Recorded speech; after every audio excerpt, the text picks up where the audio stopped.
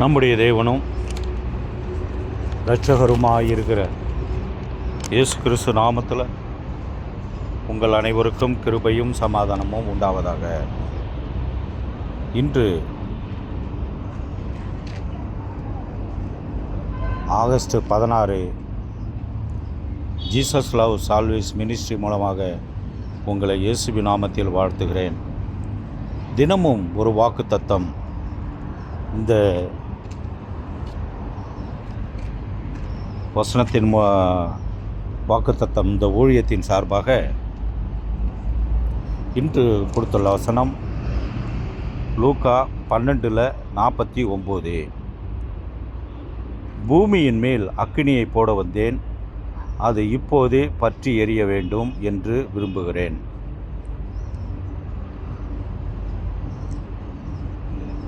கர்த்தர் சொல்கிறார்,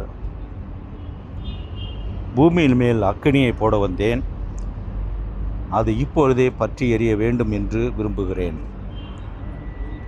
வானத்தையும் பூமியை உண்டாக்கின தேவன் நம் ஒருவருக்குள்ளேயும் ஒரு அக்கினியை கொடுத்திருக்கிறார். அக்கினியை கொடுத்து அதை விசுவாசிக்கிறவர்கள், வசனத்தை மூலமாக நடக்கிறவர்கள், அவர்களிடம் அனைவர் மேலும் அக்னி இருக்கிறது. வசனத்தை தியானித்து விசுவாசிக்கிற ஒவ்வொரு பிள்ளைகளும் அவரிடம் அக்னி இருக்கிறது. அந்த அக்னியை நாம் பயன்படுத்த, அந்த அக்னியை நம்மோடு இருந்தால் மட்டும் போதாது, அந்த அக்னியை மற்றவர்களிடம் கொடுக்க வேண்டும். ஹல்லேலூயா. அந்த அக்னி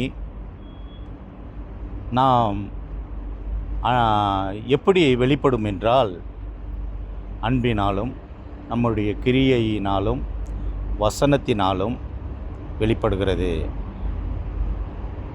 நம் மற்றவர்களிடம் அன்பு செலுத்தும்போது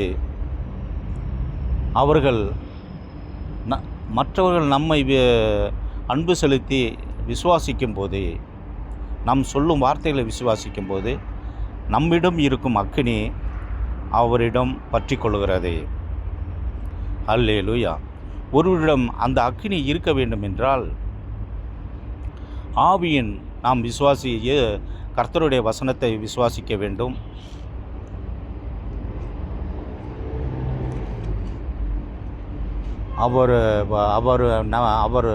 அவர் வசனத்தில் நம்பிக்கையாக இருக்க வேண்டும், அன்பு செலுத்த வேண்டும். அது ஒரு புறம் இருக்கு. பின்பு ஆவியின் கனிகளை பெற்றுக்கொள்ள வேண்டும். அன்பு, சந்தோஷம், சமாதானம், நீடிய பொறுமை, தயவு, நற்குணம், சாந்தம், விசுவாசம், இச்சையடக்கம். இந்த ஆவியின் கனிகளை பெற்றுக்கொள்ளும்போது அந்த அக்கினி நமக்குள்ளே இருக்கிறது. அந்த அக்கினியை நாம் எப்படி வெளிப்படுத்த வேண்டும் என்றால், நாவினால் மட்டுமல்ல, வசனத்தினாலும் நம்முடைய கிரியையினாலும் நம்முடைய அன்பினாலும் அதை மற்றவர்களிடம் வெளிப்படுத்தும் போது, சுவிசேஷத்தை சொல்லும்போது அந்த அக்கினி வெளிப்பட்டு அவர்களை பற்றி மற்றவர்களும் அந்த அக்கினி தோன்றுகிறது. இயேசு கிறிஸ்து அவருக்கு சீடராக 12 பேர் இருந்தார்கள். அவர்களிடம் அந்த அக்கினி இருந்தது. சாத்ராக், மேஷாக், ஆபேத்நேகோ அவர்களிடம் அந்த அக்கினி இருந்ததனால் அது சாட்சியாக எழுதப்பட்டிருக்கிறது. இன்று உலகத்தில் இருக்கும் அத்தனை விசுவாசிகளுக்கும் அந்த அக்கினியை கொடுத்திருக்கிறார். அந்த அக்கினியை எடுத்து பயன்படுத்த வேண்டும். அக்கினி என்னவென்றால் அவருடைய வசனம்தான். அது நமக்கு அக்கினியாக இருக்கிறது. நம்முடைய அன்பினாலும் வசனத்தினாலும் கிரியையினாலும் மற்றவர்களுக்கு நாம் வெளிப்படுத்தும் போது அந்த அக்கினி மற்றவர்களிடம் பற்றி கொள்கிறது. ஒரு மெழுகுபத்தியை நாம் கொளுத்துகிறோம், அதில் வெளிச்சமாகிறது. அதை வைத்து மற்ற எல்லா மெழுகுபத்தியும் கொளுத்தும் போது அந்த இடமே பிரகாசிக்கிறது. நாம் ஒரு அக்கினியாக இருந்து மற்றவர்களிடம் அதை வெளிப்படுத்தும் போது இந்த தேசமே வெளிச்சமாகிறது. அதாவது பாதாளத்தை எதிர்கொள்ள இந்த அக்கினி நமக்கு பயன்படுகிறது. இந்த சத்துருவை ஜெயிக்க அக்கினி பயன்படுகிறது. நாம் அதிசயங்களும் அற்புதங்களும் செய்ய அந்த அக்கினி பயன்படுகிறது. நாம் இந்த உலகத்தை கடந்து செல்ல நாம் அந்த அக்கினி நமக்கு தேவைப்படுகிறது. நித்திய ஜீவன் செல்ல அந்த அக்கினி பயன்படுகிறது. அது இதோ நான் பூமியில் மீது அக்கினியை போட வந்தேன், அது இப்போதே பற்றி எறிய வேண்டும் என்று விரும்புகிறேன் என்று இயேசு சொல்லுகிறார். அது வருகையின் காலத்தில் இருப்பதால் நிச்சயமாக அது பற்றி எரியதான் போகிறது. அனைவரும் அவருடைய வருகையிலே எடுத்துக்கொள்ளப்படுவார்கள் என்று நான் விசுவாசிக்கிறேன். இந்த வார்த்தையின்படியாக, இந்த வசனத்தின்படியாக கர்த்தர் ஆசீர்வதித்ததற்காக நன்றி. இந்த வசனத்தின்படியாக எல்லா இந்த வீடியோவை பார்க்கும் அனைவரையும் அந்த அக்கினியை பற்றி கொள்ளுமாறு நான் ஜெபிக்கிறேன். உமது கிருபை பெரிதாக இருக்கட்டும். சேனைகளின் கர்த்தர் இந்த அக்கினியை கொடுப்பதற்கு நமக்கு லேசான காரியம். இந்த அக்கினி நமக்கு பற்றி கொள்ள வேண்டும் என்றால் வசனத்தை கை கொள்ள வேண்டும். கிரியையின் மூலமாகவும்